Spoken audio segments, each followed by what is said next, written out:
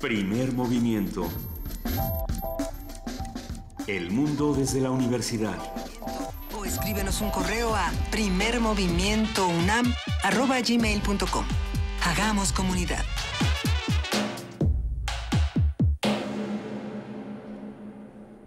Son las 8:05 de la mañana de este martes 12 de junio y estamos en Radio UNAM y en TV UNAM simultáneamente. Buenos días a todos. Buenos días, Juana Inés. Buenos días, influido por nuestra conversación, Miguel Ángel, nuestra conversación anterior. ¿Decidiste que hay vida en esta cabina? Hay vida en esta cabina. ¿Qué encontraste en tus investigaciones? Han nacido como 13 arañitas. He contado 13 arañitas que han bajado. No te preocupa que eres el único que las ha visto, ¿verdad? No es una cosa que nos deba preocupar, ¿verdad? Te voy a guardar una porque nacen como 30. ¿Por minuto? No, vas a ver, están por aquí. A quienes nos escuchan por radio les iremos, no se preocupe, les vamos a ir contando el desarrollo de esta bonita historia cuando la cabina se llenó de arañas. Pero bueno, por lo pronto ya estamos aquí. Hay que decir que durante la primera hora conversamos con Rafael Navarro, que pertenece a la misión Curiosity. El doctor Rafael Navarro González, del Instituto de Ciencias Nucleares de la UNAM, pertenece a esta misión Curiosity, y estuvimos hablando de muchísimas cosas, cómo se llegó a esto, cuál ha sido la evolución de esta investigación que se ha realizado en Marte, a qué llegaron, de qué hablan cuando dicen que hay vida en Marte, de qué hablamos de vida microbiana, qué queremos decir con eso, y sobre todo, qué sigue para estas investigaciones. Y bueno, él fue muy flemático y muy pragmático en sus acercamientos, pero a nosotros y a Pablo Romo, que continuó una conversación sobre el índice de paz, pues nos aterrorizó un poco la idea de tener seres humanos en Marte, porque francamente somos muy perjuiciositos. Sí, bueno, fue muy interesante y bueno, es un orgullo para nuestro país tener esa posibilidad de investigar. Él señaló que los jóvenes científicos son una parte muy importante. Se dedicó a organizar un laboratorio lo más multidisciplinario que fuera posible para tener muchísimos puntos de vista en torno a la posibilidad de hacer propuestas que terminaron en un viaje de 8 meses a Marte de Curiosity, y finalmente desde 2012 hasta nuestros días encontrar toda una serie de hallazgos que posibilitan la reflexión hacia nuestro propio entorno, ¿no? Sí, ¿qué implica que de pronto, porque se tienen los recursos económicos, se pueda hacer un viaje, y entonces eso que implica en términos de contaminación, de riesgo, de bioética también interestelar? Habrá que hablar de, pues no sé si interestelar, pero por supuesto interplanetaria, habrá que hablar de eso. Estamos, por supuesto, en situaciones y en paradigmas, y entrando a paradigmas que no imaginábamos, y eso es un momento emocionante. Por desgracia, hay todavía cosas que tenemos que resolver. Por lo pronto, nos vamos para ello a nuestra nota nacional. Primer movimiento.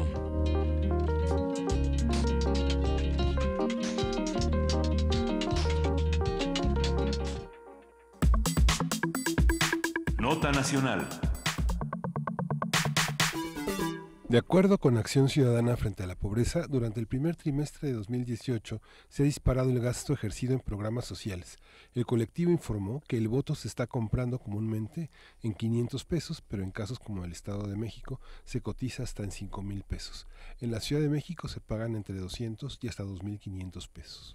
A finales de mayo, el sitio democraciasinpobreza.mx había recibido 151 reportes ciudadanos de compra de voto, que provenían de 25 estados del país, de los cuales el 41% de los reportes corresponde a la entrega de cosas y despensas principalmente, 36% a distintas acciones de condicionamiento para recibir o dejar de recibir los beneficios de algún programa social, sobre todo Prospera, y 18% corresponde a la entrega de dinero en efectivo, 11% al reparto de tarjetas electrónicas con depósitos diferidos.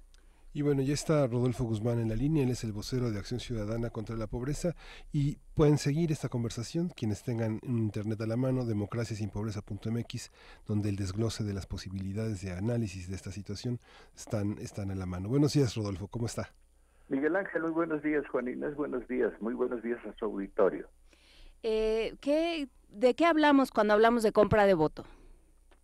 Hablamos de una situación que desafortunadamente está presente en todo el país como una práctica pues ya añeja desafortunadamente también, una práctica que se ha prolongado a lo largo de no de este siglo sino desde el anterior, con algo que verdaderamente ofende mucho a la dignidad humana, que no sirve absolutamente de nada porque no resuelve obviamente la pobreza, que es ilegal absolutamente y que tenemos el riesgo de que se quede impune si la debilidad institucional, que es el ámbito donde se da este asunto, sigue persistiendo. Y no hacemos absolutamente nada por cambiar no solamente la legislación, sino la conducta de los candidatos, de los militantes, de los partidos, de los dirigentes, sobre todo de los partidos políticos en México. ¿Cómo documentaron? ¿En qué momento Acción Ciudadana contra la Pobreza, digamos, es algo conocido durante mucho tiempo en las conversaciones y en el léxico de la vida electoral en México? Se hablaba de ratón loco, de mapaches, de una serie de prácticas que tenían que ver con la coacción del voto, con el voto corporativo, con una serie de trampas que iban en contra de prácticas democráticas. Se supone que ya no estamos en ese momento y sin embargo ustedes detectan que hay ahí un montón de irregularidades. ¿Cómo empiezan a detectarlos y cómo deciden realizar este trabajo? Sí, Juana Inés, nosotros en el centro de nuestra preocupación está la persistencia de la pobreza en el país. A lo largo de los últimos 25 años al menos, la pobreza ha afectado a más de la mitad de la población en México. En este momento, más del 50% de la población vive con ingresos que no le alcanzan ni siquiera para comprar una canasta básica, una canasta que alcance para la comida, para el alimento de la familia, para la educación, para el entretenimiento, para las cosas que implican y que establece ahí el Coneval.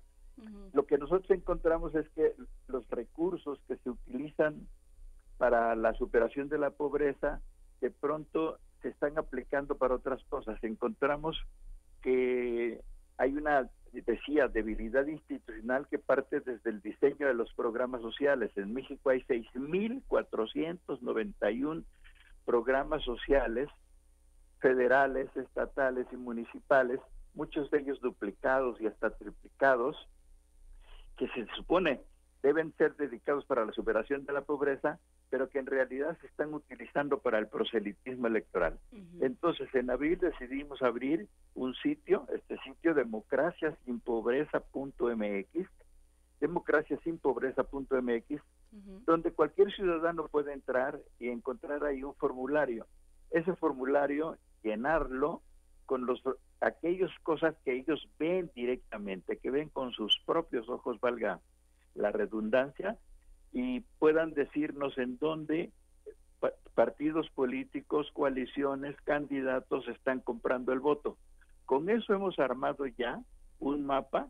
El mapa fue actualizado el día de hoy y nos indica justamente que tenemos 26 entidades donde hay prácticas de compra de voto. En 25 de las entidades del país se hace con dinero y en efecto la cotización se mantiene en esos términos que ustedes mencionaban al principio. El costo más bajo es Morelos, 150 pesos, y el más alto es el Estado de México, donde el voto se anda comprando como en 5,000 pesos. Hay otras prácticas, no solamente el dinero en efectivo, sino la oferta ahora muy común de tarjetas electrónicas. Y las tarjetas electrónicas, en el caso de la Ciudad de México, llegan hasta 10,000 pesos o 4,200 en Coyoacán, por ejemplo. Pero también es un fenómeno, decía, que está en todo el país, que está en Quintana Roo, donde va de 350 a 500, en Yucatán de 500 a 600, en Tabasco de 500 a 4,000 pesos, en Chiapas en 1,200, en Oaxaca, que es otro de los estados más pobres del país, de 500 a 3,000, Guerrero en 1,500, pero también en el norte, también en Tamaulipas 500, en Nuevo León 500, en Coahuila 500, en Chihuahua de 500 a 1000 y en Sonora a 3000, que es un poquito lo más alto en el caso del norte del país. Uh-huh. Sin embargo, hay estados donde no hay reportes, como Durango, Zacatecas, Colima, Baja California Sur.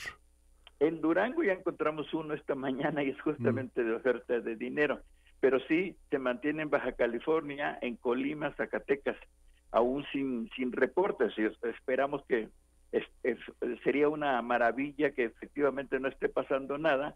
Puede ser que los ciudadanos de esas entidades o no se han enterado o no se han tomado la molestia de hacer reportes. Hacemos una exhortación y aprovechamos este espacio de ustedes justamente para llamar a la ciudadanía que participe. Hay otros estados, los que aparecen en otro color, a quienes nos están viendo en televisión, color ocre, donde solamente se están reportando compra de votos porque ofrecen cosas.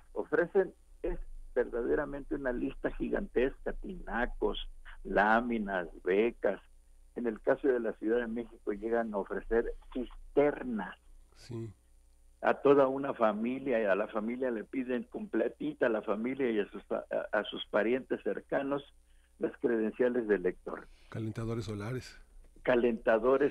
No, la lista, Miguel Ángel, es verdaderamente, pues no se puede uno reír. Encontramos esta mañana una oferta de espacios en un cementerio. Wow, sí, qué cosa. Sí. Y bueno, grandes necesidades. Es una cosa, es algo dramático y bueno, pues ahí está, digamos, ¿no? Por más que nos horrorice, por más que nos indigne, ahí está. ¿Cuál es la logística? ¿Les ofrecen algo y les retiran la credencial de elector? Sí, fundamentalmente en el caso de el uso electoral de los programas sociales es lo que hacen. Se inscriben en un programa que da beneficios, podríamos poner, por ejemplo, pero no es nada virtual, sino es bastante real, el caso del programa Prospera.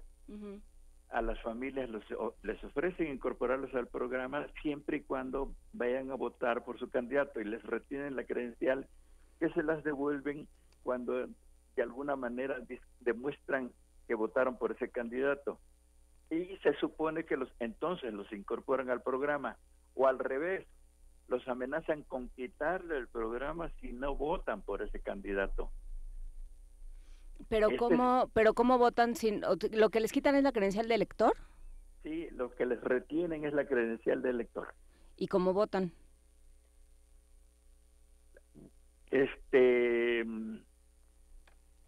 Sí.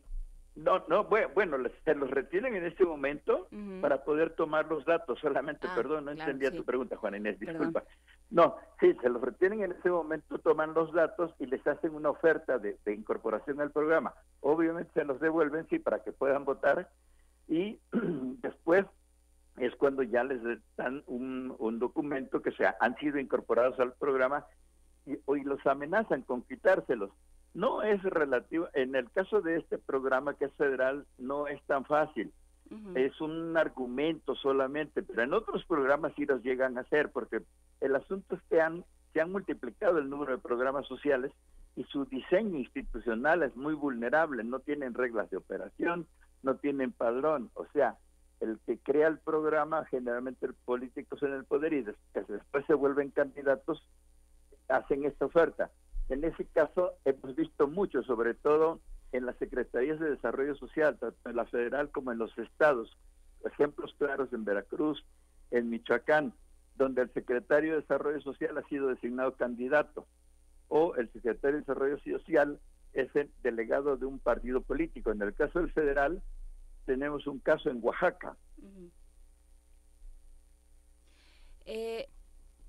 ¿Estás ahí, Rodolfo Guzmán? Aquí estoy. Perdón, es que de pronto todos los videos que circulan es muy en redes sociales de distinto calibre, en distintas entidades, que la gente se acerca, le ofrecen son un poco laboratorios. En el caso de muchas universidades, muchos estudiantes hacen el experimento de ofrecerles a las personas una despensa, 200 pesos o 100 pesos, la gente se acerca y lo recibe. pero en cuanto les dicen que ya no van a poder votar, la gente se retira enojada y asustada. Este, ¿Han medido esas reacciones? Digamos, ¿hay alguna medida experimental de cómo se comportan comunidades muy pobres, muy necesitadas de cualquier cosa? Y la capacidad de corromperlas con este tema. ¿Existe judicialmente una pena para las personas que las pueden corromper con esas mañas? ¿Hay un castigo Empiezo por para la eso? parte final de tu pregunta, Miguel Ángel. Sí existe, la ley establece penas, establece cárcel inclusive. El problema es que la propia Fiscalía Especializada en Atención de Delitos Electorales reconoce que ha sido bastante ineficiente en ese sentido. El número de personas que han ido a parar a la cárcel es muy reducido frente a la práctica tan generalizada. En la otra parte que tú dices, desafortunadamente no la hemos podido utilizar con métrica, pero sí hay evidencia de este rechazo. Sobre todo tenemos experiencias en comunidades indígenas del estado de Chiapas, por ejemplo, donde ha habido comunidades enteras que rechazan estas prácticas y que han expulsado a quienes han llegado ahí a intentar aplicarlas. Pero son evidencias aisladas. ¿Hay Sí. alguna, tienen también algún tipo de trabajo, a reserva de que ahora hablemos de cómo se hacen los reportes y cómo se puede reportar todo esto, pero tienen evidencia de por qué sí aceptarían? Digamos, es necesidad, es que en realidad su voto no les preocupa, o sea, ¿de qué estamos hablando? Cuando alguien acepta 200 o 500 o la pertenencia al programa, ¿no?, que es algo más continuado, todo eso, ¿a qué obedece el decir Bueno, que Inés, sí? nosotros colocamos en el mapa que tenemos de así amaneció el precio del voto, el precio de la canasta alimentaria rural es de 1,054 pesos al mes, es decir, comprar una canasta alimentaria te cuesta 1,054 en las zonas rurales. Uh-huh. Cuando alguien llega y les ofrece 500 pesos, pues está resolviendo buena parte del problema de ingreso que tienen. Desafortunadamente es esta utilización grosera, lépera de la pobreza. Cuando les ofrecen 1,000 pesos, cuando les ofrecen algo más, pues están resolviendo una necesidad imperiosa, una necesidad muy grande. Es la parte en donde uno puede llegar, entre comillas, a comprender, de manera alguna justificar que ocurra. Uh-huh. Por eso es que decimos con mucha indignación que lastima la dignidad del ser humano. Y además de lastimar la dignidad del ser humano, que por supuesto que lo hace, hay otra reflexión que sería bueno hacer, que es cómo pensar en esto y pensar en que vivimos en un régimen democrático. Digamos, qué tanto pueden coexistir la pobreza, la necesidad y la desigualdad con la idea de democracia. Sí, por eso planteamos nosotros que la solución no es mejorar las leyes, la solución es mejorar la situación del país. No puede ser que la mitad de este país esté viviendo en pobreza. Ahí es donde tenemos que actuar, donde tenemos que trabajar. En otros países ha existido el clientelismo electoral, la Gran Bretaña, Estados Unidos, etcétera, y lo han resuelto solamente mejorando el nivel de ingresos de la población, eliminando la pobreza. Eso es lo que nosotros pretendemos. Nuestro objetivo es eso, es decir, que esto es ilegal, esto es inmoral y que no puede quedar impune. Es decir, que la solución no es nuevas leyes y nuevos castigos, sino la solución es que se tomen de la mano por primera vez la economía, la política económica y la política social, con una solución a fondo.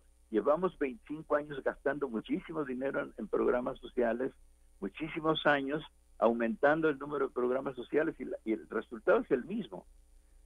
Uh-huh. Oye, Rodolfo, hay un material muy interesante en la parte de materiales de la página donde señala un buen católico es un buen ciudadano.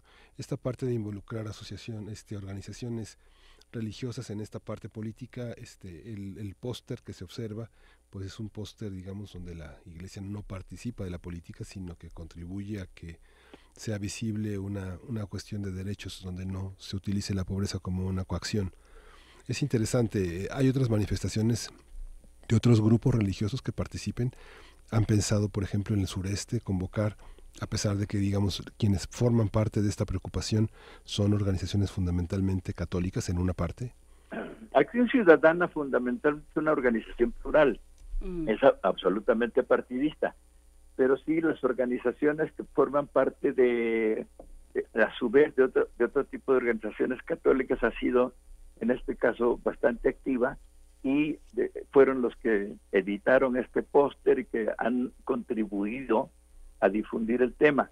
Nos preocupa particularmente el sureste. Hemos tenido un par de reuniones y encuentros de capacitación en el estado de Chiapas, concretamente en la ciudad de San Cristóbal, para el caso que tú preguntas, Miguel Ángel, porque sí, es donde más ocurre, donde más pobres hay, pues hay terreno más fértil para este tipo de acciones que no deseamos.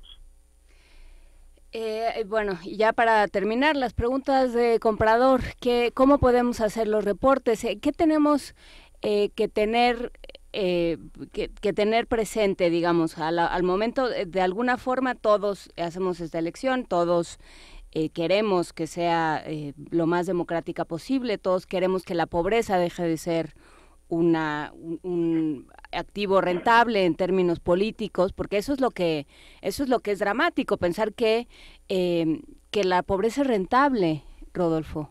Sí, ese es justamente el problema. Bueno, en este caso lo que los ciudadanos común puede hacer es entrar aquí a democraciasinpobreza.mx, que es encontrarse con el formulario.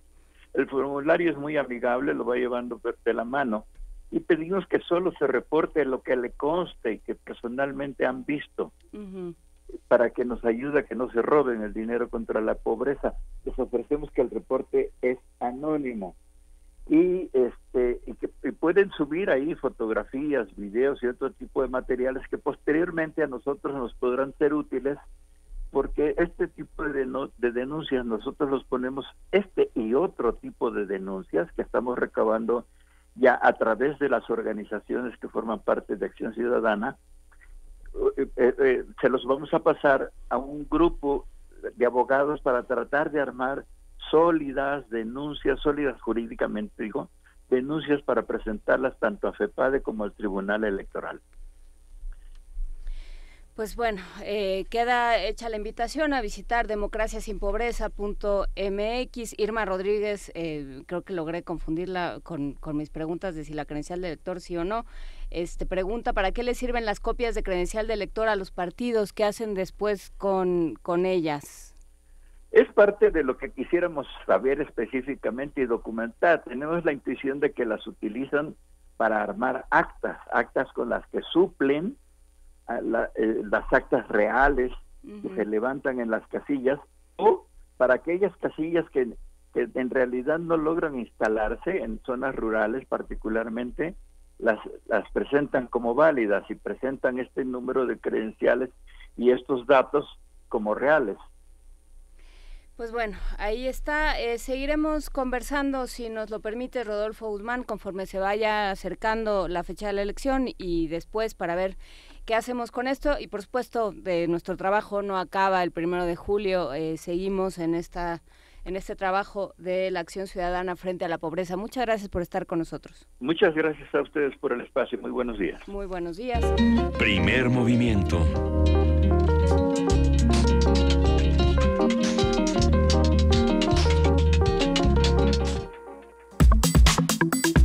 Nota internacional.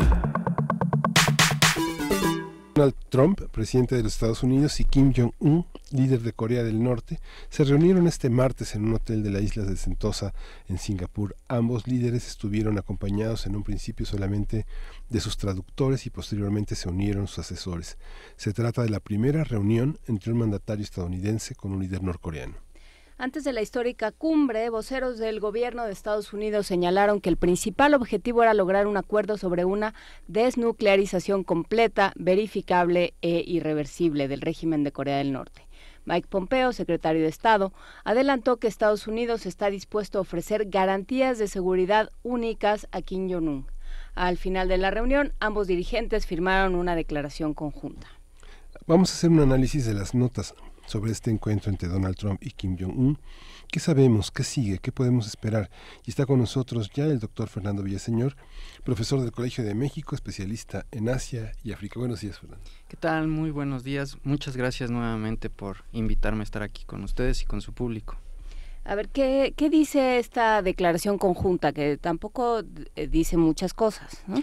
Sí, la declaración realmente, como se esperaba, fue muy reducida, no solo en extensión, sino en también lo que se propone. Ciertamente es histórico el que ambos mandatarios hayan por fin restablecido relaciones entre los países. Esto no había ocurrido desde el 53, pero la declaración en sí solamente establece que se pondrán esfuerzos para lograr la denuclearización de la península norcoreana. De la península coreana. Y esto es importante, este punto, porque establece obligaciones no solo para Norcorea, sino también para Estados Unidos y Corea del Sur. ¿Por qué? Porque en esta declaración se habla de que también tendrán que probablemente retirar tropas, y este es el punto interesante de la nota, Estados Unidos, y determinar en qué momento tiene que cumplir con las obligaciones de desnuclearización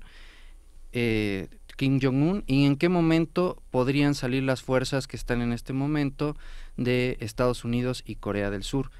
Les adelanto que esto no es cuestión ni siquiera de la administración de Trump, es algo que se va a llevar 6, 10 años por lo menos, porque además de los recursos económicos que se requieran, que también ahí no se ha determinado quién va, Trump, que es tan fijado en estas cuestiones de quién va a pagar estos costos, y no se ha determinado. También implica mucho en infraestructura, mucho en especialistas que probablemente tendrían que ser de un tercer estado, China estoy pensando, y en suma, en la declaración no hay ninguno de estos puntos establecidos, no se pone ni un plazo, no se pone en si va a ser esta desnuclearización parcial, total, y yo creo que es un documento de buena voluntad, pero que todavía no establece nada. Lo que sigue en ese sentido va a ser, ahora Mike Pompeo, de quien hablaban hace un momento, va a seguir su recorrido por China y por Corea del Sur, y ahí es donde yo creo que se van a empezar a desdibujar apenas cuáles van a ser los puntos por los que va a seguir este momento histórico en el que se propone la desnuclearización de Corea. Esta parte en el orbe, ¿a quién le sirve este acuerdo? ¿Solo a Estados Unidos o es un acuerdo que puede tener una trascendencia regional importante en este marco? Definitivamente tiene una trascendencia regional. Justamente no es casualidad que se haya sostenido en Singapur, por ejemplo, esta reunión histórica. Es uno de los pocos estados que tienen una embajada tanto de Estados Unidos como de Norcorea, y habla de la posibilidad de que nuevamente todos esos estados que están en el este asiático pudieran restablecer relaciones con Corea del Norte. Y eso por un lado. Por otro lado, China también se beneficiaría dependiendo de cuáles sean los términos y la manera en la que pudiera intervenir en este proceso de desnuclearización y eventual armisticio. Recordemos que no se ha firmado la paz entre las dos Coreas, técnicamente siguen en guerra. Entonces aquí es donde yo creo que China podría ganar mucho si está en las negociaciones. Ya lo mencionaba en algunos programas anteriores que habíamos platicado de esto. China está tratando de tener la mano en las negociaciones de lo que se va a llevar a cabo. Entonces para China también regionalmente sería útil, y quizás aquí el único que pudiera no ser tan conveniente sería Japón. ¿Por qué? Porque Shinzo Abe, mucho de su plataforma estuvo basado en la parte de reavivar la parte militar. Si bien no tienen un ejército, sí tienen fuerzas de autodefensa, y para Shinzo Abe era muy importante, y sigue siendo muy importante, el conflicto con Corea del Norte. En este punto donde se está bajando la tensión, a Shinzo Abe quizás no le conviene tanto. E incluso en las declaraciones ahora está tratando de poner al frente el tema de que todavía hay prisioneros de guerra japoneses en Norcorea, y yo creo que esa va a ser la línea que va a seguir. Entonces, habría que distinguir, una cosa es Shinzo Abe y otra cosa es Japón. Para Shinzo Abe como político no le resulta conveniente lo que está ocurriendo. Para el Estado japonés, pues claro que sí, porque se disminuye el temor que pudiera existir de un conflicto. Al final ellos eran, junto con Surcorea, los dos estados más posiblemente afectados por lo que está pasando en Corea del Norte. A reserva de que en un momento hablemos de qué está sucediendo, cómo entender históricamente este acercamiento entre Estados Unidos y China, Japón, Norcorea de alguna forma muy extraña con Filipinas, todo esto, y Singapur desde luego, que Shinzo Abe se reunió el fin de semana, no el anterior, sino el anterior, sí, con Donald Trump, y algo le pidió que tenía que ver con esta cumbre, con esta reunión de Kim Jong-un. Así es, le pidió dos cosas concretas. La primera es, como decía hace un momento, que ofreciera garantías, pero respecto del retorno de japoneses a su estado natal, porque han sido secuestrados a lo largo de más de 40 años por el gobierno norcoreano para tener prisioneros de guerra y para tener rehenes en caso de que hubiera un conflicto entre Japón y Norcorea. Y también le pidió ciertas protecciones en materia de derechos humanos que no son generales, sino respecto de ciudadanos japoneses.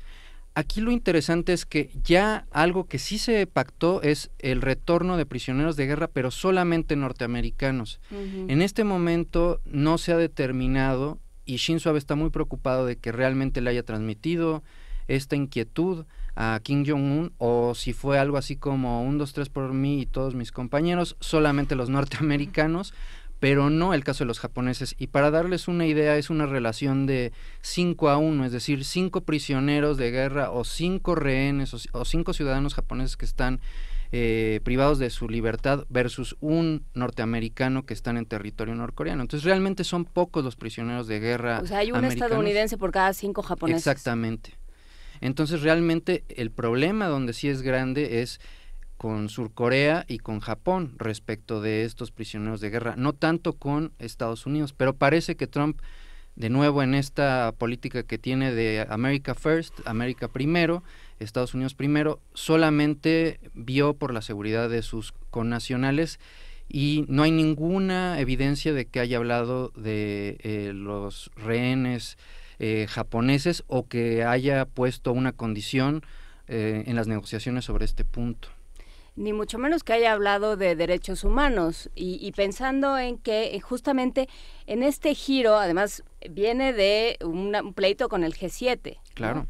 Y además que según alguno de los asesores, no me acuerdo cuál, dijo, por supuesto, tenía que tener esta actitud ante el G7 porque iba a la cumbre con Corea del Norte, inclusive se salió antes y bueno, fue todo un escándalo. Entonces, de alguna manera simbólica le da la espalda a los aliados.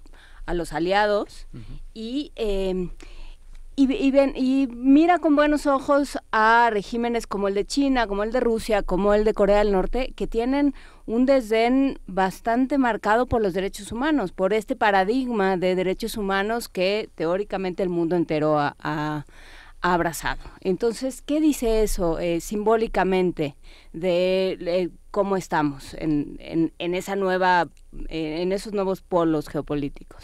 Yo creo que Angela Merkel lo dijo muy bien, que la reunión del G7 había sido el momento que había hecho despertar finalmente cualquier sueño posible respecto de Estados Unidos, hablando muy claramente de la decepción que estaba teniendo este modelo de derechos humanos y democracia.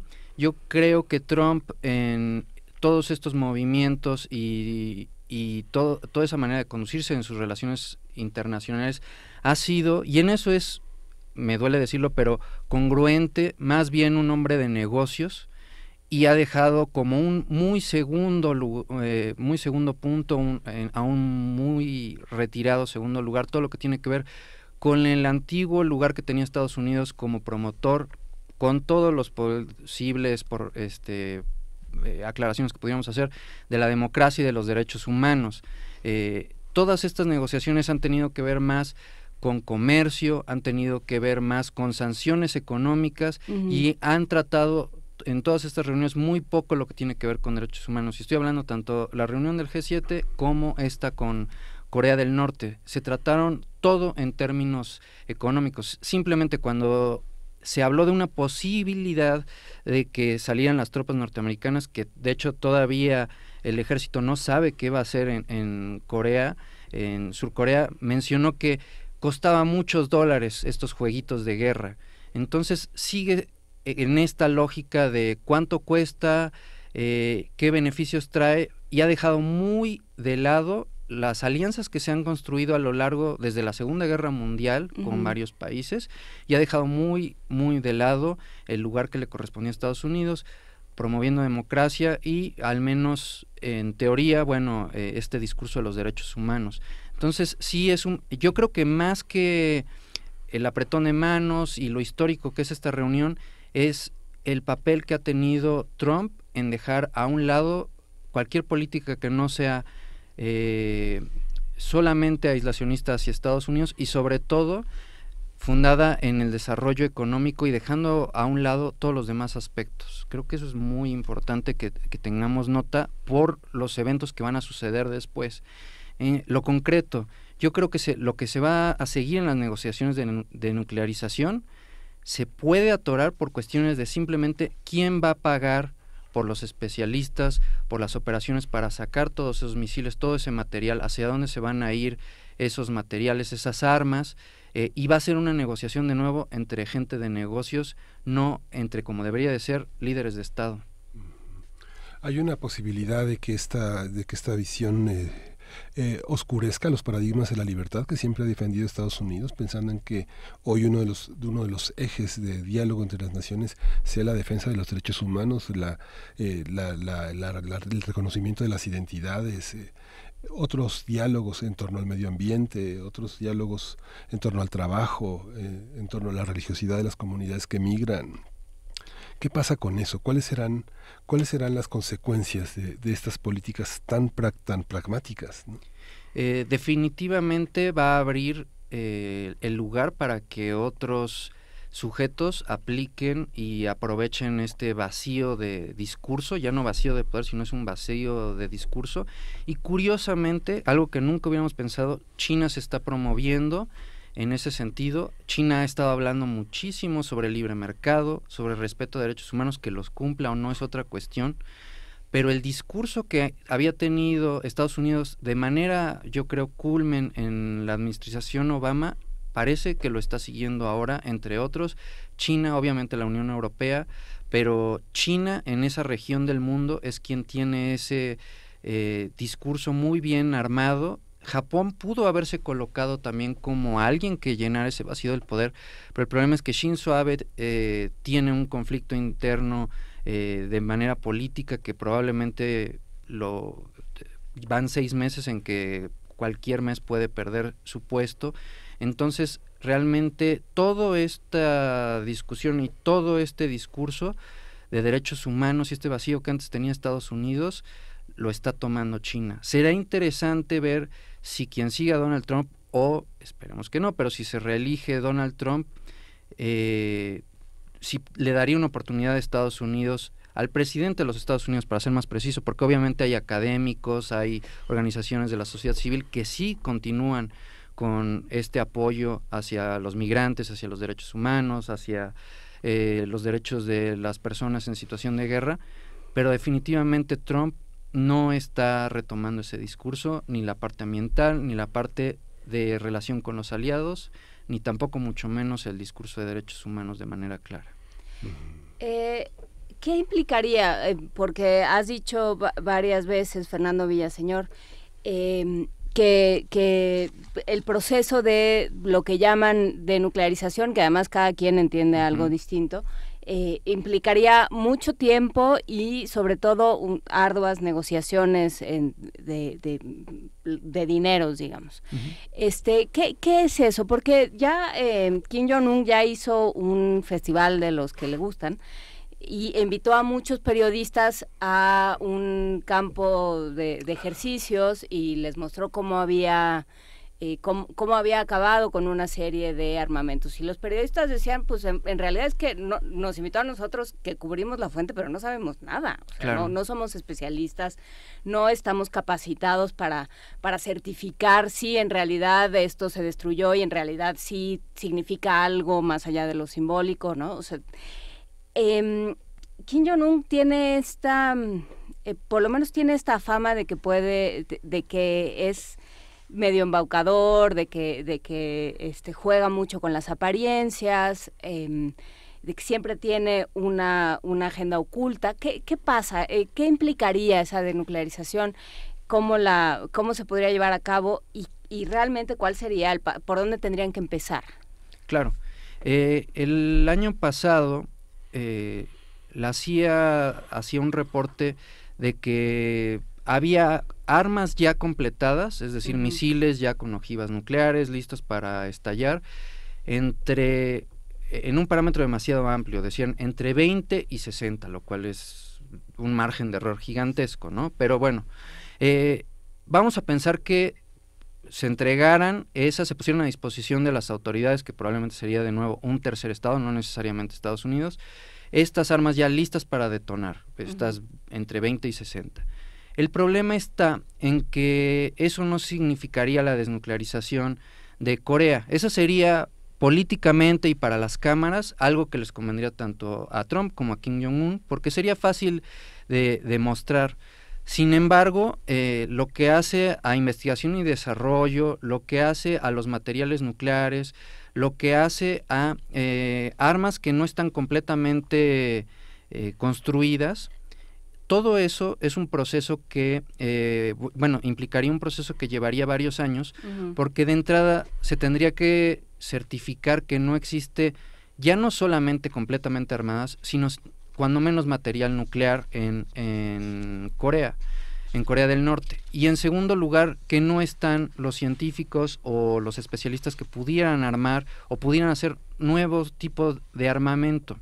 Entonces, yo lo que creo es que vamos a ver entregas, no sé, cada 6 meses, cada año, ya se pusieron a manos, si esto funciona, en el escenario ideal, ¿no? Vamos a pensarlo así, se van a ir entregando cierta cantidad de estos misiles, se van a hacer estas destrucciones simbólicas de lugares, sitios de prueba, pero el fondo, y es lo que los radioescuchas y en general la población en Estados Unidos, en Surcorea y en Japón deben de saber, es que eso no acaba con el problema de que se puedan producir nuevas armas nucleares.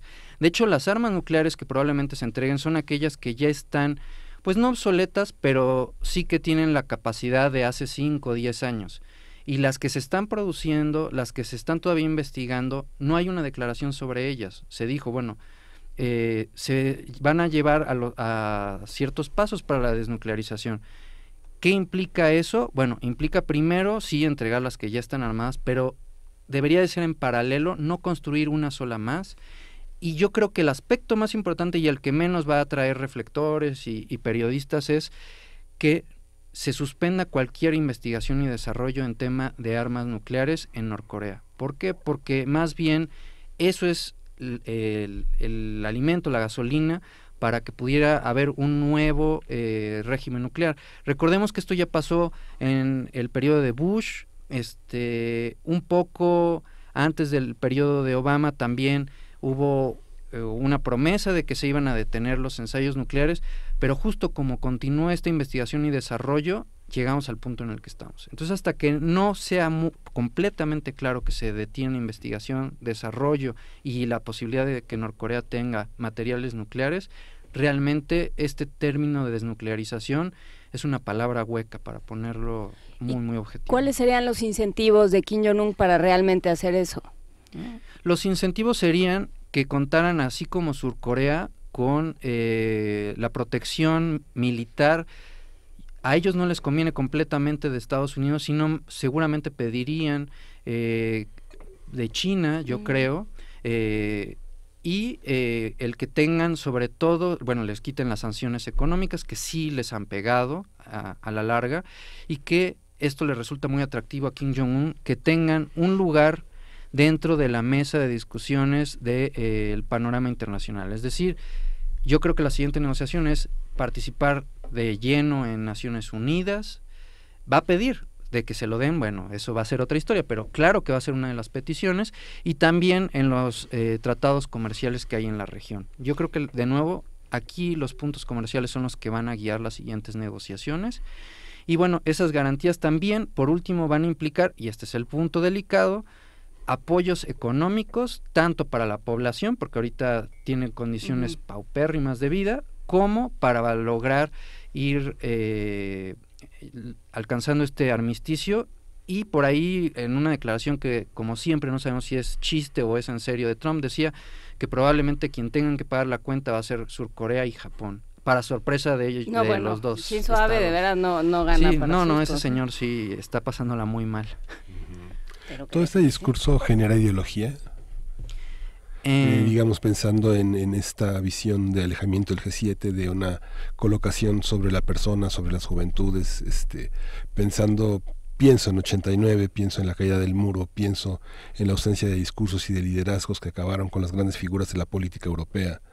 Los recién llegados son capaces de formar un bloque que aglutine pensamientos innovadores, que aglutine grandes masas europeas, emigrantes en América Latina, en Asia.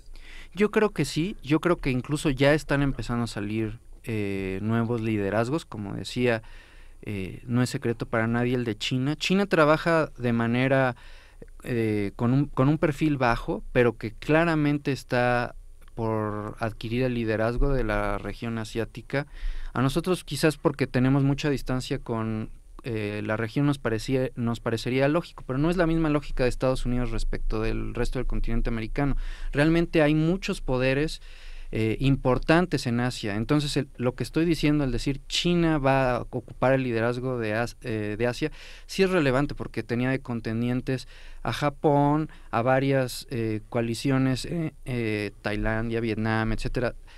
El decir claramente, y yo lo veo así, China va a tener el liderazgo de Asia, también va a implicar una parte ideológica muy importante, porque además China ciertamente conoce culturalmente a la mayoría de los estados que están en la región. Muchos de ellos, de estos estados, realmente su cultura se basa justamente en las tradiciones confucianas, el budismo, etcétera, pero ahora además económicamente va a tener, y también ideológicamente va a poder orientar a los demás países hacia cómo se deben de mover. Seguramente va a lograr esa coalición asiática que nunca se ha podido hasta la fecha lograr, y va a tener la autoridad que no había tenido hasta este momento, porque Estados Unidos les está dejando ese vacío de poder. O sea, ¿Trump le está haciendo el trabajo a Xi Jinping? Yo creo que sí.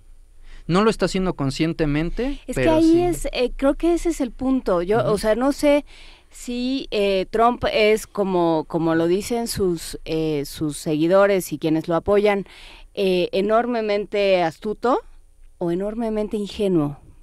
Entonces, creo que eso será algo interesante. No nos toca a nosotros decidirlo, porque lo que pasa en la cabeza de Donald Trump, ningún especialista, la verdad. Francamente es insondable, pero como lo que pasa en la cabeza de cualquiera, pero sí hay esa pregunta, ¿no?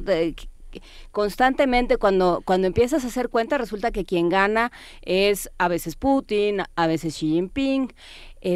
Latinoamérica, que tú la mencionabas, Miguel Ángel, creo que ya se le olvidó a todo el mundo, lo cual tendría que preocuparnos, y tendría que preocuparnos como gobierno y como Estado, pero sí, frente a lo que sucedió en el G7, lo que estamos viendo ahora como la interpretación y la condición simbólica que se le está dando a este encuentro, pues sí parece que quien gana termina siendo China, y termina siendo otro sistema de valores distinto del que hasta entonces habíamos visto en Estados Unidos. Definitivamente hay una dispersión del poder que no había existido en muchísimos años. Nos acostumbramos mucho a esta dualidad de la Guerra Fría, pero incluso antes de ello Estados Unidos tenía un lugar preponderante y ahora pareciera que no le interesa eso a Estados Unidos. Ahora, estoy siendo más bien equívoco en el uso de mis palabras.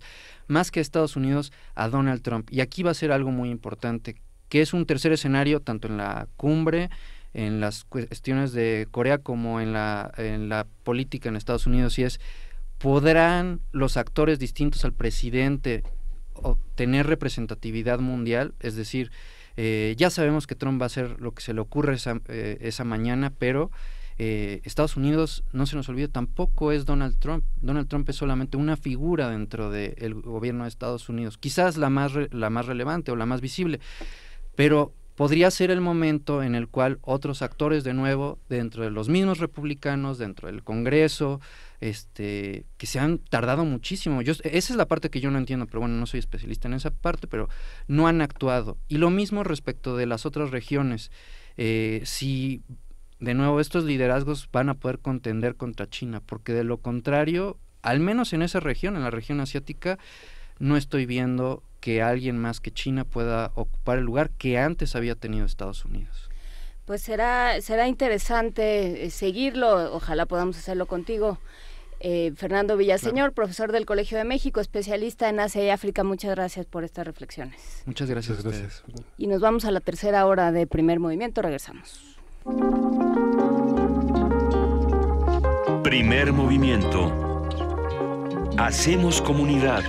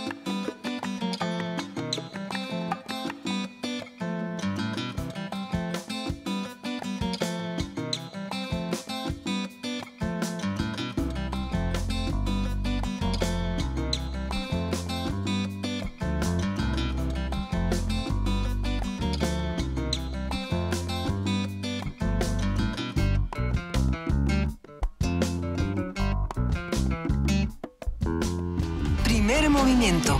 Podcast y transmisión en directo en www.radio.unam.mx.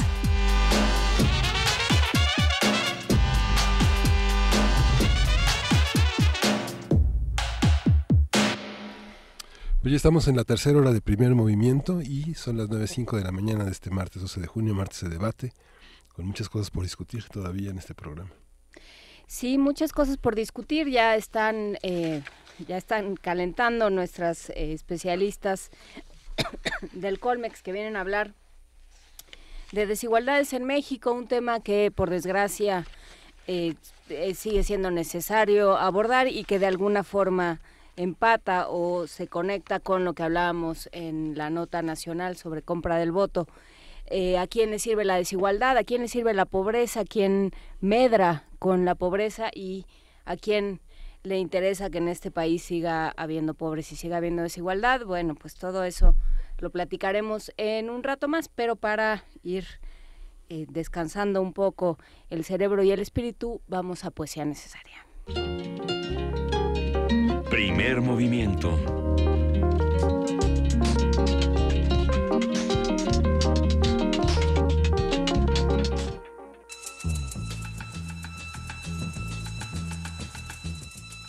Es hora de Poesía Necesaria.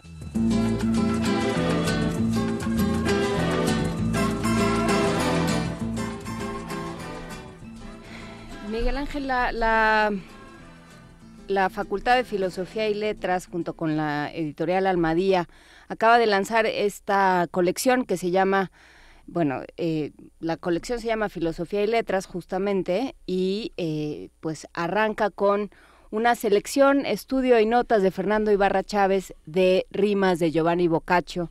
Es interesante no solo lo que recupera de poemas de este escritor, de este pensador italiano al que recordamos sobre todo por el Decamerón, pero también el trabajo que hace de estudio de la vida y cómo la vida de Giovanni Boccaccio y cómo su trabajo se inserta en un momento muy, muy pertinente de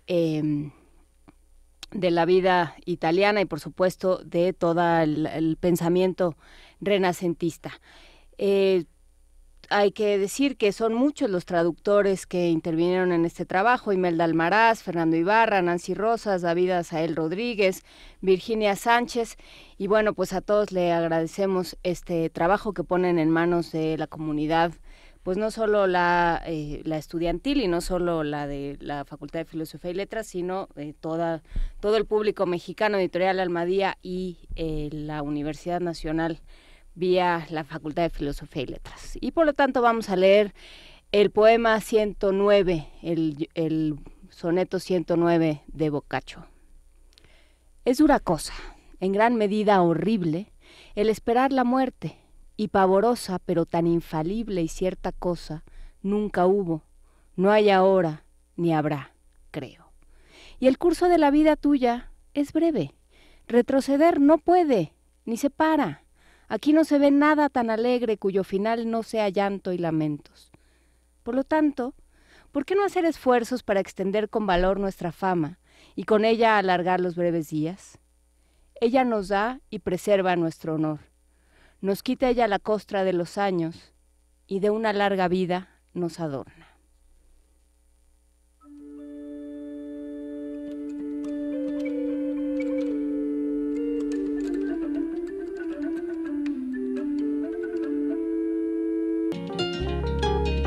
Primer movimiento.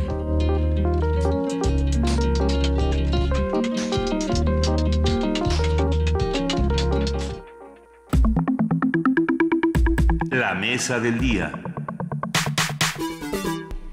La desigualdad es la condición o circunstancia de no tener una misma naturaleza, cantidad, valor o forma que otro, o de diferenciarse de él en uno o más aspectos. El Colegio de México presentó el informe Desigualdades en México 2018, que analiza los problemas del desequilibrio social desde diversas perspectivas y disciplinas. El estudio abarca desde el año 2000 hasta la actualidad y busca señalar los retos para los próximos años.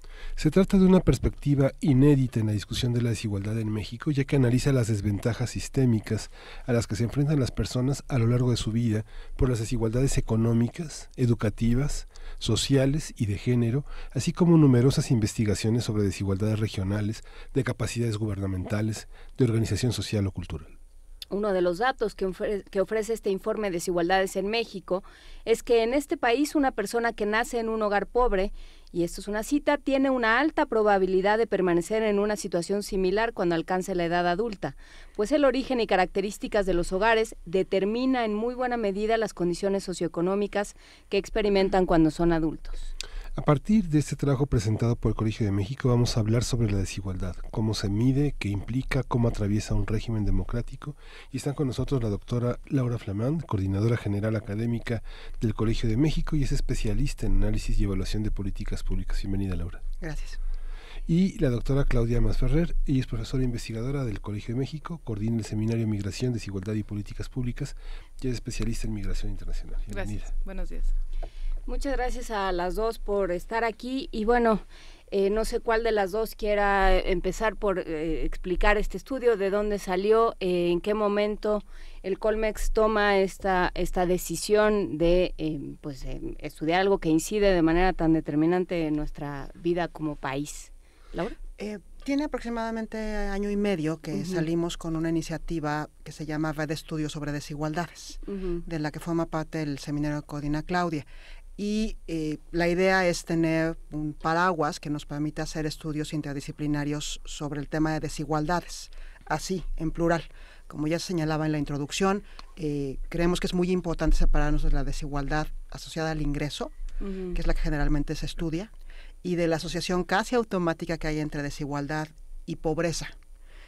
a diferencia de la pobreza, que es un umbral, el grupo de personas que están por abajo de un umbral, usualmente de ingreso, en desigualdades hablamos de la distribución asimétrica de recursos y de oportunidades. Entonces, el colegio desde los años 70 está estudiando el tema de desigualdad, de ingreso y social, y ahora estamos en un relanzamiento de esa iniciativa, enfatizando mucho el tema de cómo la interdisciplina nos ayuda a dar una mirada fresca y distinta al tema de las desigualdades. El término de las herramientas, de las metodologías, ha sido el gran desafío de las ciencias sociales desde finales del siglo XX. ¿Cómo integrar conclusiones que sean capaces de generalizarse y aterrizar en programas, pero también reflexionar cómo se mueven los grupos sociales? Creo que estamos convencidos en el colegio que la desigualdad es un tema muy complejo, no solamente para comprenderlo, sino para justamente proponer iniciativas. Entonces, el enfoque nuestro para desigualdades es pensar que en el curso de vida de una persona, las desigualdades se acumulan y se entrecruzan, que al mismo tiempo una persona es mujer, es indígena, tiene educación de baja calidad, por tanto se va a insertar en un mercado laboral en condiciones complicadas, probablemente no tenga prestaciones, va a tener un salario bajo, no va a tener pensión, y eso se acumula y la pone en un lugar de gran desventaja durante el curso de su vida. Claudia, tú eres coordinadora del Seminario de Migración, Desigualdad y Políticas Públicas. A reserva de que hablemos de migración internacional, que es un tema que está que tiene que estar vigente en nuestra concepción de país y de futuro. ¿Qué han encontrado? ¿Cómo se insertan ustedes en este trabajo de investigación de la desigualdad y de las desigualdades? Sí, algo que vemos, un mensaje clave es que las brechas se están reduciendo, se están acortando. Y uno podría pensar que esa reducción de desigualdad es algo positivo, y no, lo que vemos es que hay una desigualdad, una convergencia hacia la baja de la desigualdad. Eso quiere decir que hay un deterioro generalizado de las condiciones de los que se encontraban en mejores condiciones antes, ¿no? El caso, por ejemplo, de la red... O sea, que son más iguales, pero para abajo, digamos. Para abajo, exacto. Por ejemplo, en cuanto a salarios, lo que vemos es que desde el 2008 hay una reducción de alrededor del 30% de los que tienen educación superior y media superior. ¿Esto qué quiere decir? Que el tener un grado universitario, por ejemplo, no se traduce en mejores salarios. Estos salarios cada vez se parecen más a los que no tienen un grado universitario.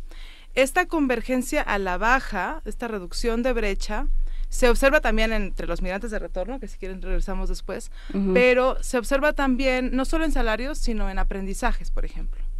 Hay una reducción de los que tenían mejores resultados en la prueba de PISA, por ejemplo, a lo largo del tiempo. Y es preocupante, ¿no? Lo que vemos también en el informe es que el informe está dividido en una primera parte donde estudiamos ingreso y movilidad, trabajo y educación. Y lo que vemos es muy poca movilidad social sobre todo entre los más pobres. La probabilidad de que alguien, después de haber nacido en el estrato socioeconómico más bajo, llegue a un estrato más alto es del 2%, por ejemplo. Esto nos habla de que hay poca movilidad entre los grupos sociales. Alguna vez en Inglaterra, en una conferencia, escuché decir que México era el país uno de los más afortunados del planeta porque la movilidad social era enorme, a diferencia de Inglaterra, que quien nace para maceta no pasa el corredor, ¿no? O sea, ¿era un mito? ¿O hemos crecido con esa idea de que alguien que volea zapatos puede llegar a la presidencia de la República? ¿Cómo es? Eso ha cambiado en el tiempo. Eso ha cambiado en el tiempo porque aspectos que consideramos palancas de movilidad social como la educación no están cumpliendo ese objetivo. El dato que Claudia mencionaba es interesante. Si pensamos que es un edificio de 5 pisos, cada piso es un nivel socioeconómico, el 1 es el más bajo, la posibilidad de moverse ha disminuido mucho, y es interesante la diferencia entre hombres y mujeres. Si un hombre nace en el primer piso, su posibilidad de moverse a cualquiera de los otros, y usualmente es el segundo o el tercero, es de 75%. Para una mujer que nace en el primer piso, su posibilidad de moverse es del 55%. Es considerablemente menor. ¿Y cuáles son los factores que inciden en esto? ¿Por qué no se puede? Porque hay 75 para los hombres y 55 para las mujeres. El caso de las mujeres es muy interesante. La tasa de inserción laboral femenina, o sea, el total de mujeres que podrían trabajar, cuántas trabajan, es muy baja, es 45%. Es de las tasas más bajas del mundo, descontando a los países árabes. Eso lo que causa es que una mujer depende en gran medida del ingreso y de las condiciones de sus padres, de su familia y de su pareja. Entonces está en desventaja permanente. Y eso también tiene que ver con la brecha salarial entre hombres y mujeres que ya conocemos, que también tiene una distinción según el tipo de trabajo que hagas. Si eres una obrera o una empleada, aproximadamente ganas 79 pesos por cada 100 pesos que gana un hombre en el mismo trabajo. Entonces, la tasa de inserción laboral baja y la brecha salarial es lo que pone a las mujeres en más desventaja. Más que las mujeres en México nos ocupamos de manera desproporcionada de los trabajos de cuidado no remunerados. Las mujeres con educación universitaria realizan en promedio 3 veces más tiempo de trabajo de cuidado no remunerado que los hombres a la semana. 45 horas versus 15 horas. Entonces, esos 3 factores hacen que la movilidad social para las mujeres en México sea aún más complicada que para los hombres. Respondiendo a tu pregunta del contexto internacional, los estudios muestran que en general, en el caso de Estados Unidos, incluso en Inglaterra, en Europa, la movilidad social ha disminuido. Y en el caso mexicano es lo que está ocurriendo. Ya tenemos aproximadamente 10, 15 años con estos datos, tanto del Colegio de México, de varios investigadores, y hay un estudio muy interesante del Centro de Estudios Espinosa Iglesias, que se publicó aproximadamente hace un mes, que muestra resultados parecidos. Claudia Masferrer, desventajas sistémicas. Esta especie como de condena, como de sistema de castas moderno que hemos conseguido tener en México, ¿cómo se ha ido construyendo? ¿En qué momento pasamos de que era posible esto que decía Miguel Ángel, ¿no? O sea, que era posible pensar en movilidad social a una especie como de condena por el lugar de nacimiento? Sí.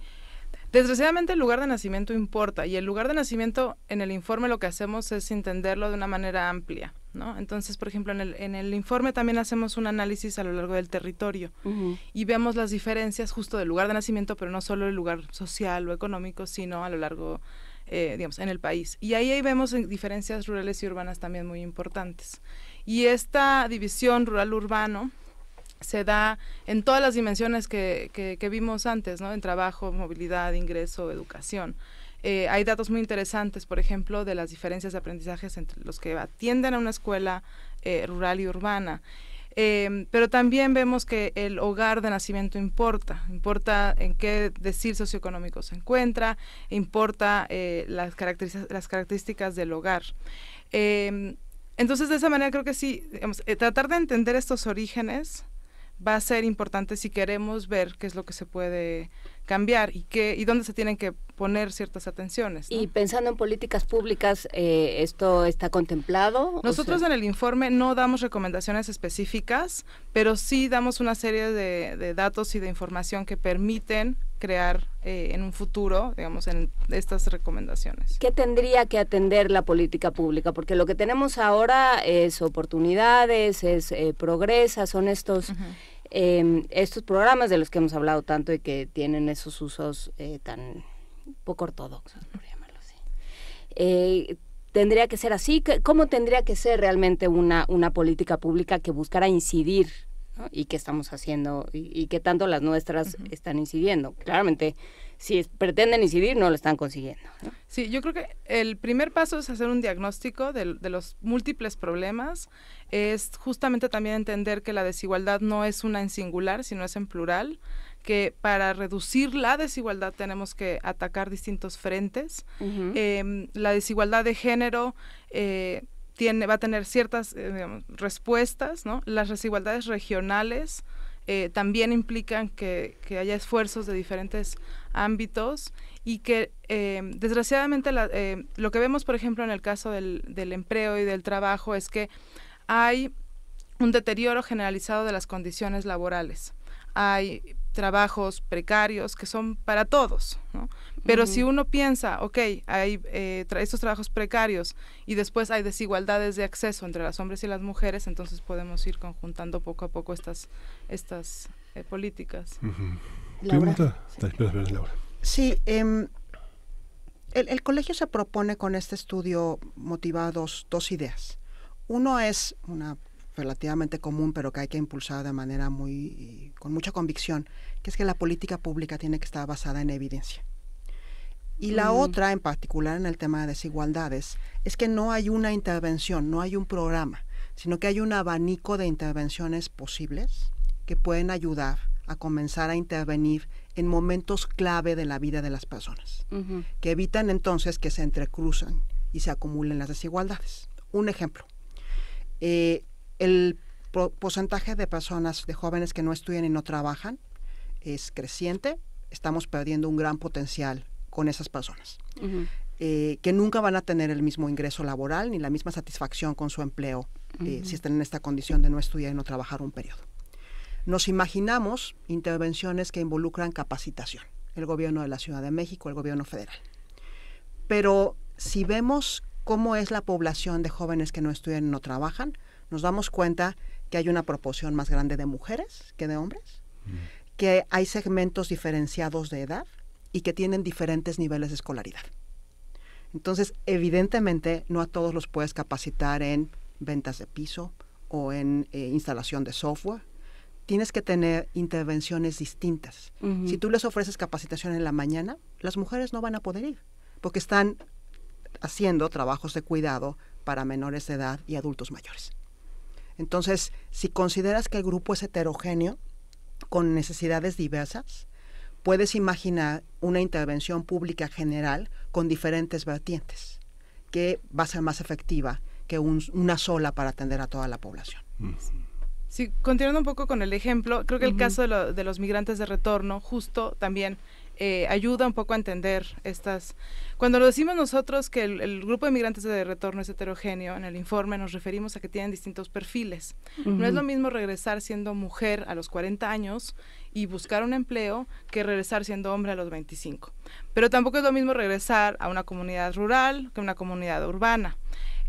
Tradicionalmente se ha pensado que los migrantes cuando regresan de Estados Unidos tienden a emplearse iniciando un proyecto productivo, una microempresa, abriendo un negocio, etcétera. Y lo que vemos es que la mayoría de los migrantes de retorno se inserta de manera asalariada en el trabajo informal en muchos casos, sobre todo entre los hombres, y esto nos habla de que hay distintas necesidades de la población retornada.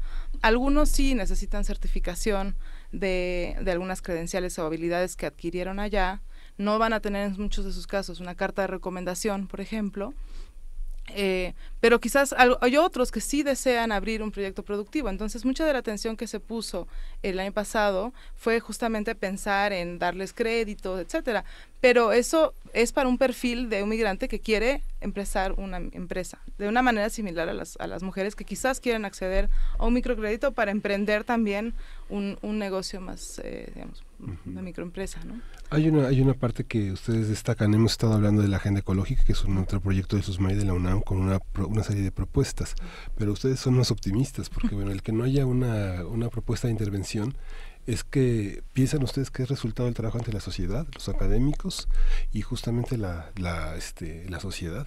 La sociedad, el gobierno y la academia. Sí, ¿cómo se logra? Tienen un apartado muy específico sobre las propuestas electorales, las plataformas en estas elecciones. Sí, la agenda del Colegio de México en este caso es ofrecer este diagnóstico muy rico, con este enfoque muy particular a la sociedad y al gobierno, para, después de las elecciones, comenzar a trabajar en propuestas de política pública más precisas. ¿Y qué le toca a las universidades? Porque hay una parte donde, igual que cuando hablábamos de venta del voto, donde es inevitable no pensar que a alguien le conviene la desigualdad, ¿no? Que la pobreza es rentable, por lo menos políticamente. ¿qué nos toca como organismos académicos? Creo como que sociedad civil? como organismos, bueno, como universidad, la tercera misión de las universidades es la difusión y la divulgación del conocimiento y de la cultura. Entonces, la primera agenda es insertar este tema lo más alto y lo más fuerte posible en la agenda pública y comenzar a trabajar en propuestas concretas. Creo que en el largo plazo y en agregado, y hay varios estudios que lo demuestran, la desigualdad no le conviene a nadie.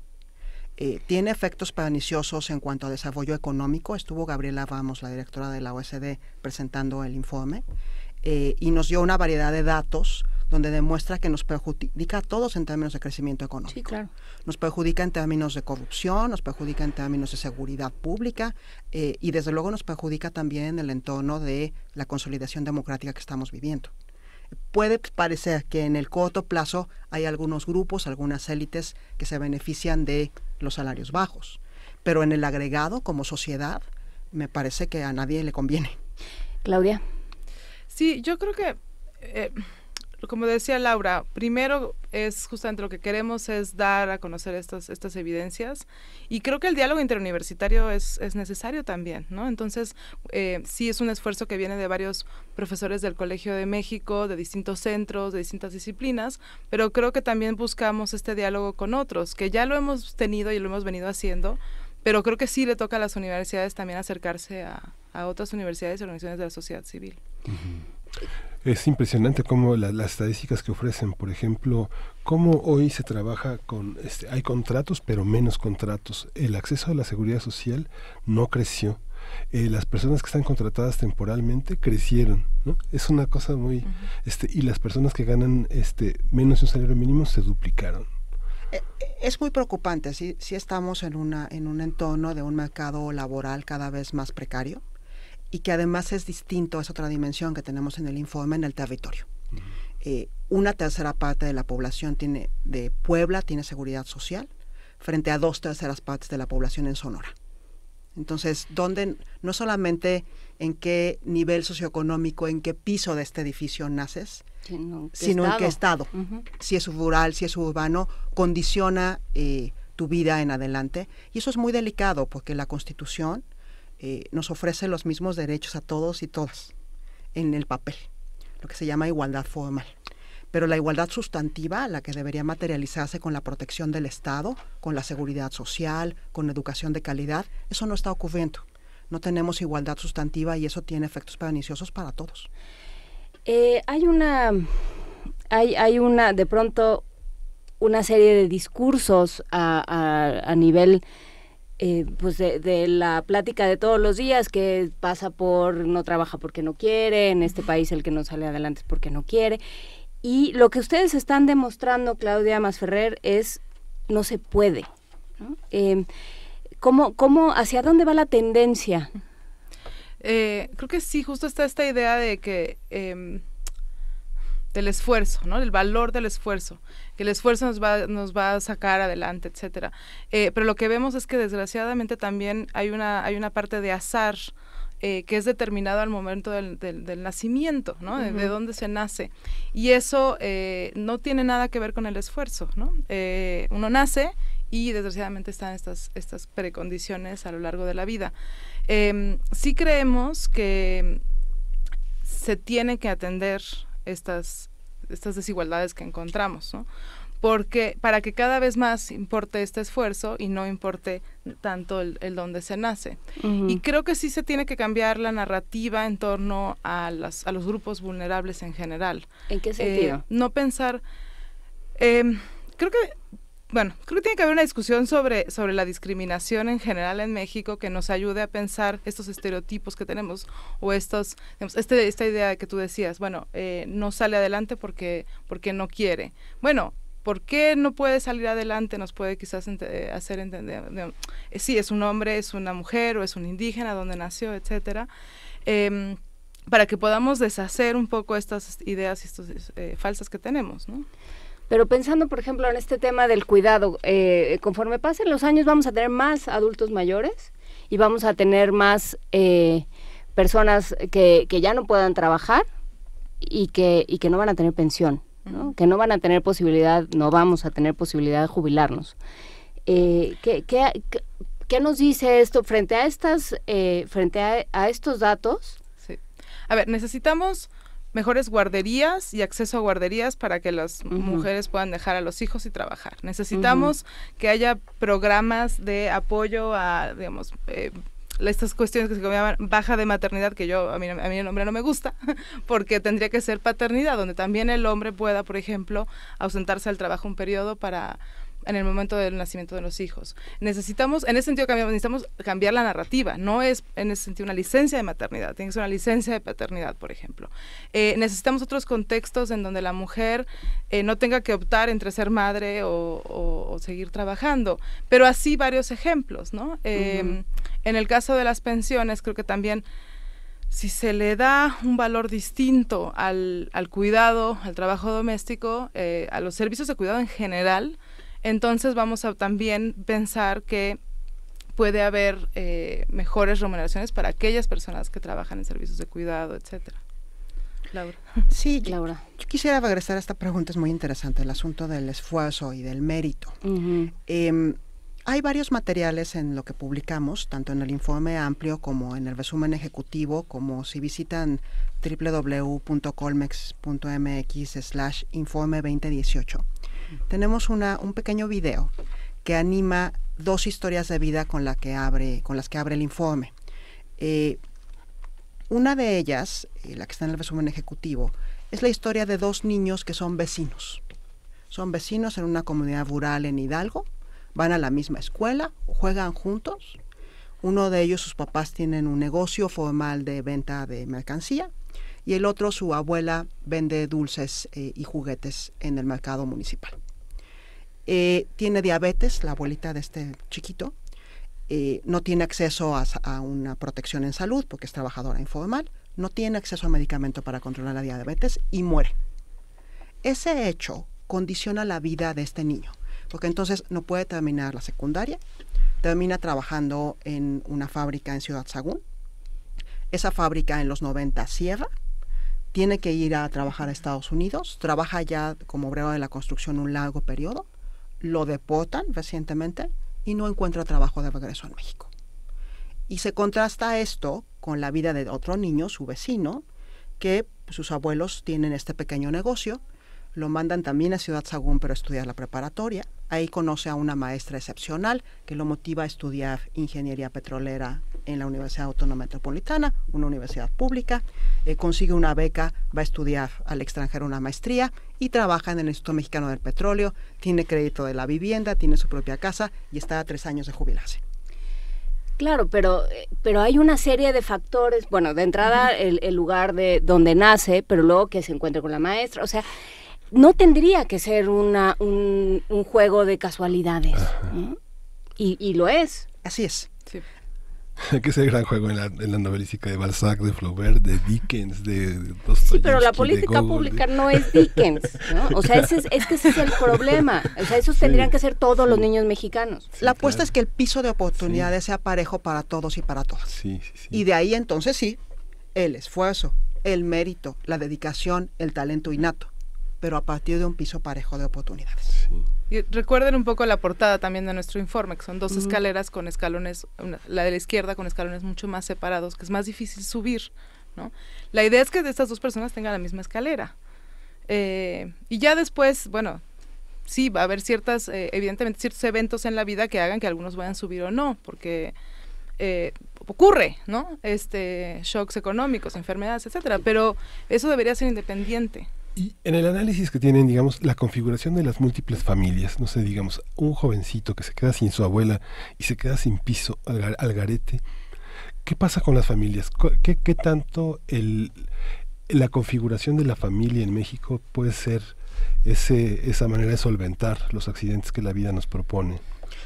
Eso es lo que ocurre, ¿no? Las redes sociales, las redes familiares determinan muchas decisiones que tomamos. Hay una serie de trabajos que se están haciendo en el colegio desde el punto de vista demográfico de por qué las mujeres, en particular migrantes de retorno, están regresando a comunidades rurales marginadas. Bueno, lo que pasa es que tienen hijos con ellas Entonces necesitan una red de apoyo que les permita que les cuiden a sus hijos mientras ellas trabajan. Entonces hay situaciones, conocemos muchas historias, muchas anécdotas de familias que quizás los hijos más grandes en una familia extensa no estudiaron, pero que se consiguieron empleos y que luego le dieron educación a los pequeños.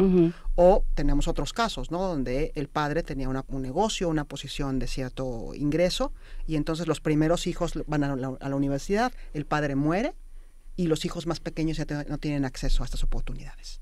Entonces, esa es otra gran agenda de investigación, cómo las familias y los grupos sociales se preparan para los riesgos. El asunto es que no debiese ser nada más una protección familiar, tendría que haber una protección social. De eso se trata la seguridad social, de que entre todos ahorramos para que cuando alguien en la sociedad tiene mala suerte, tiene un accidente, hay un shock económico, haya un ahorro para entre todos cuidarnos. Ese es el fondo de la seguridad social. ¿En qué momento perdimos, parecería que perdimos la noción de ese pacto social? ¿Tenemos idea históricamente, Claudia Masferrer? Yo creo que desgraciadamente el rol que ha tenido el Estado en la protección social hasta cierto punto débil no es algo nuevo. Desgraciadamente esta idea de tengo entendido que nunca ha habido seguro de desempleo, quizás me equivoco, pero en otros países sí existe justamente esta previsión. Yo creo que lo que hacemos un poco en el informe es resaltar quizás que el problema es es histórico también, ¿no? Creo que estas desigualdades de género en el territorio lo que nos llevan es a pensar que las diferencias entre rural, urbano, entre el sur y el norte del país es algo que no se ha resuelto y que en realidad si lo pensamos viene de muchos años atrás, ¿no? ¿Y cómo incide la corrupción? Porque necesariamente al momento de hablar de estos temas pienso en el Seguro Social, ¿no? Pienso en el desfalco que se ha hecho al Seguro Social. ¿Cómo tienen estudiado cómo incide la corrupción? Tenemos muy pronto el lanzamiento de un curso en línea que también va a ser gratuito sobre corrupción. Y en este caso también podemos pensar que la corrupción está vinculada con un acceso desigual al Estado de Derecho. Y desde luego con impunidad. Eso es tema de otro seminario nuestro muy prominente, el Seminario de Violencia y Paz que coordina Sergio Aguayo. No particularmente del informe, pero uno de los temas que nos gustaría tratar en versiones posteriores del informe es justamente la desigualdad en el acceso a la justicia.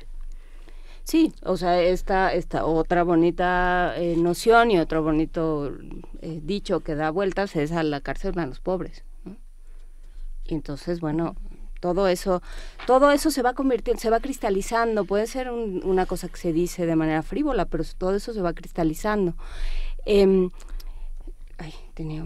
¿Cómo entendemos desigualdad y democracia? Entonces, ¿cómo llegamos a las elecciones con este panorama? Bueno, tenemos una sección que ya se mencionaba sobre las plataformas. Podemos platicar de eso. Solo quisiera atender directamente a tu pregunta. El riesgo de un entorno donde los ciudadanos son desiguales en cuanto a sus recursos, en cuanto a sus habilidades y sus oportunidades, plantea desafíos muy severos para la democracia, porque entonces no todos podemos involucrarnos o participar igual política o electoralmente. Eso por un lado. Por otro lado, sí preocupa que algunos grupos, algunas élites económicas, intelectuales, políticas, puedan influir de manera desproporcionada en las agendas de los partidos y de los gobiernos. Entonces, esta combinación de desigualdad y un proceso de consolidación democrática es particularmente grave. En muchos países se ha observado en varios estudios que también las desigualdades, como las pensamos nosotros en el colegio, tienen efectos perniciosos para la estabilidad institucional y desde luego, como ya dije, para la consolidación democrática. 200 pesos, dicen los de Acción Ciudadana contra la Pobreza, que cuesta un voto en Morelos. Y esto es posible por las desigualdades. Claudia Masferrer. Sí, desgraciadamente sí. Nosotros lo que vemos es que además no hay propuestas claras de ningún partido, de ninguna coalición, para qué hacer contra las desigualdades. Entonces, sí, quizás hay mayor corrupción, mayor coacción al voto, mayor compra de votos en este contexto, pero tampoco se está pensando qué va a pasar después para tratar de atacarlas. En el informe hacemos una revisión de las plataformas electorales que se presentan y vemos que se menciona el tema de la desigualdad muy poco. Es casi un tema omiso. Y cuando se presentan en las coaliciones, esta poca mención al tema se diluye y digamos, tiende a desaparecer. Entonces, sí, falta discusión y faltan propuestas, ¿no? Uh-huh. Es curioso el balance que hacen, porque lo que presentan como discurso de la desigualdad a través de las menciones o que aluden a la desigualdad, el tema, por ejemplo, del PAN-PRD, el Movimiento Ciudadano, es muy creciente en la parte discursiva del PRD, en la plataforma que tiene. En el PRI es casi inexistente y en Morena es muy constante en prácticamente todos los momentos de sus coaliciones. Sin embargo, lo que señalan es la ausencia de articulación de propuestas concretas para decir, digamos, sería lo que vulgarmente se dice, prometen mucho y hacen poco, ¿no? El diagnóstico está presente, es más riguroso en un caso que en otro. Tratan algunos temas de desigualdad más unos partidos que otros. Pero lo que es interesante, y voy a mencionar solo un ejemplo que se va a tratar, es un tema de hoy en el debate, que es salud. Hay por lo menos dos coaliciones, Todos por México y Por México al Frente, que proponen la creación de un sistema único, se llama en un caso, o un sistema universal de salud. Sin embargo, para mi sorpresa, es un tema que yo he estudiado con cierto cuidado, es que los dos obstáculos centrales para crear un sistema universal o único es el sistema fragmentado que tenemos hoy. Uh-huh.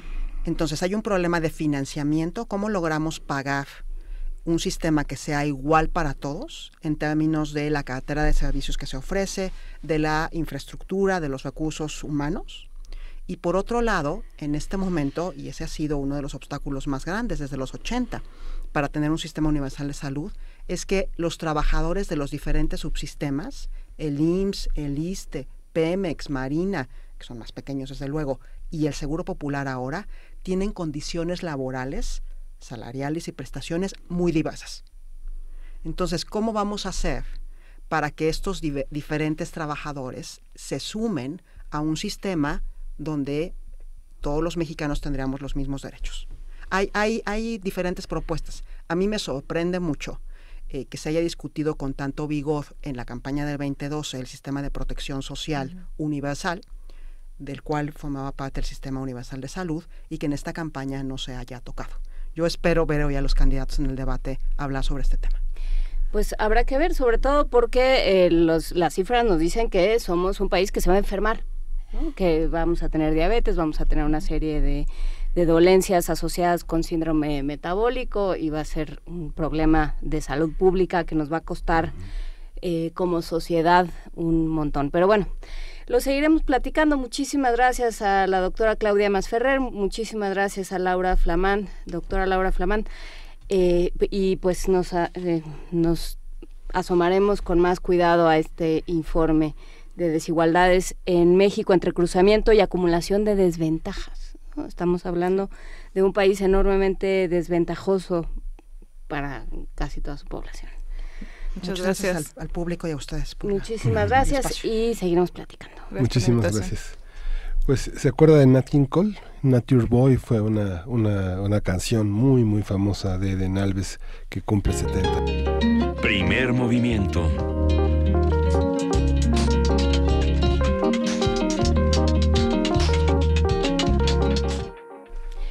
De la mañana con 52 minutos, y como corresponde al programa de hoy, lo estamos cerrando con una conversación absolutamente llena de optimismo, ¿verdad, Miguel Ángel? Sí, justamente, y bueno, estamos preparándonos. Hay una serie de materiales que ojalá y nuestros radioescuchas y nuestros televidentes consulten, porque hay una reflexión muy continuada en torno a los problemas que desde la precampaña se han presentado, al México que pensamos, y que justamente ahora el INE coloca como los temas del debate, y que habría que revisar a qué tanta profundidad se han tocado tanto en las campañas de gobernadores, de alcaldes, y ahora a la presidencia de la República que vamos a tener esta noche. Será interesante, sobre todo porque va a estar conformada por una serie de preguntas que mandó pues todo aquel que quiso a una plataforma en Facebook, y bueno, ya los moderadores hicieron una selección. Será interesante ver qué temas salen. Espero que en algún punto se publique todo lo que llegó, porque sería bueno saber qué es lo que realmente queremos saber los ciudadanos. Pero también agradecemos a Armando Toscano y a varios más que lo comentaron en redes, que nos envían y nos hacen mención de una investigación que se hizo en la FES Acatlán, que coordinó Jaime Pérez Dávila, sobre la compra del voto. Se publicó en un volumen que se llamó justamente ¿Por qué vendo mi voto? Y bueno, nos lo envía y dice, es un tema que se puede analizar desde varios ángulos. Uno de ellos, la empatía, por supuesto, ¿no? No es algo que suceda en el vacío, ni me parece a mí, a reserva de lo que diga este documento de la FES Acatlán. Es un documento que puede decirnos, pues, qué está pasando, ¿no? O sea, realmente cuánto nos hemos descuidado los unos a los otros en este país para que entonces sea posible vender el voto por 200 pesos. Sí, las consecuencias que tiene, digamos, vender un valor que consideramos inalienable, que es la capacidad que tiene un ciudadano en un cierto avance de su desarrollo político, de decidir, ¿no? Y que siempre será un yo y un nosotros conjunto, ¿no? De afiliaciones, de necesidades, pero también de entendimiento de que no todas las necesidades que nosotros tenemos son las prioritarias, sino que hay muchas más. Por supuesto, y que aquello que pensamos que son los otros, pues de pronto vale la pena asomarse, ¿no? Sí. Asomarse a estos estudios, asomarse a estos ejercicios de investigación que han hecho tanto las instituciones como el Colmex, como la FES Acatlán, como los diversos organismos académicos, y es parte de nuestro trabajo en este programa asomarnos a lo que se hace en las universidades, qué se propone y cómo eso puede incidir en una organización social, política, comunitaria mejor. Por lo pronto, hablando justamente de lo que sabemos entre todos, nos vamos a un episodio de esta serie, la Biblioteca Digital de Medicina Tradicional Mexicana, JALUC.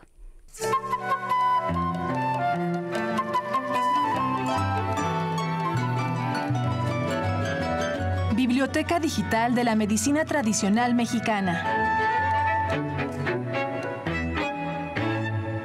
ALUC. ALUCS, no sé qué sea.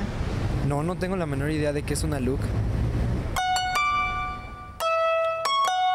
Doctor Roberto Campos Navarro. Si estamos hablando del mundo indígena, es un mundo en que existen entidades anímicas que forman parte del cuerpo, pero que además en un momento dado se pueden desprender, estar afuera, y que pueden ser atrapadas o estar libres. De hecho, se piensa que el tonali se puede desprender en las noches durante el sueño. Y durante el sueño, entonces, el alma está vagando por ahí. Que lo mejor es que regrese, pero que también puede el camino estar con alguna barrera y puede también perderse esa alma. Esa sería también otra causa de susto. El de que una persona duerma, sueñe y se vaya por ahí su alma y no regrese. Entonces hay que hacérsela retornar. Entonces, por eso incluso hay un libro muy lindo que escribió una antropóloga de origen cubano, Calixta Giteras, que habla de los peligros del alma.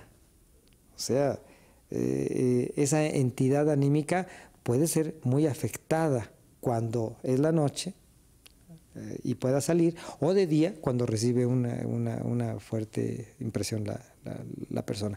Y entonces sí hay también esta creencia de que las almas pueden estar por ahí, foráneas, fuera de la persona.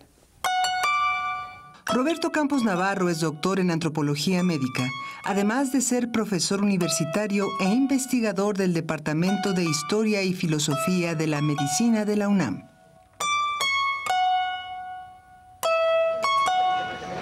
Aluk. ¿Una lux? No lo sé. Yo no sé qué sea una lux. ¿Tú sabes? No, ¿qué es una lux? No. Biblioteca Digital de la Medicina Tradicional Mexicana. Aluk. Entre los huastecos se denomina aluk a lo que se cree ser el alma de un niño aún no nacido, que sin necesidad de coito se posesiona de una mujer viva para venir al mundo. Bajo el supuesto de que hay un número limitado de almas en el cosmos, se espera entre los miembros de esta comunidad que después de cierto tiempo de haber muerto una persona, su alma regrese a la tierra en el cuerpo de un recién nacido, estableciendo con ello una correspondencia entre el número de muertes y nacimientos. Sin embargo, el discurso popular huasteco asegura que las almas de los brujos pueden regresar a la tierra antes de tiempo, es decir, antes de que se produzca una muerte. Se dice de tal forma que estas almas llamadas aluk penetran en el cuerpo de una mujer, le provocan un embarazo sin coito previo y conforme progresa dicho embarazo, un niño de la comunidad empieza a enfermar para morir el día del nacimiento del aluk. Dadas estas circunstancias, la única forma de detener la muerte de este niño, de acuerdo con la población huasteca, es matando al feto considerado aluk.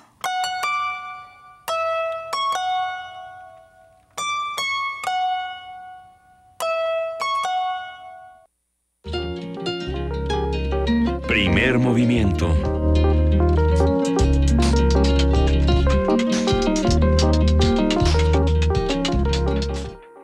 Entramos brevemente al aire con esa consigna de pidan perdón, discúlpense y váyanse. Entonces, bueno, no nos disculpamos, damos las gracias, por supuesto, a todos los que hicieron posible este espacio. Y ya nos vamos, Miguel Ángel. Pues ya nos vamos. Un abrazo a Luisa. Un abrazo a Luisa, nos vemos mañana. Gracias a todos, esto fue Primer Movimiento. El mundo desde la universidad.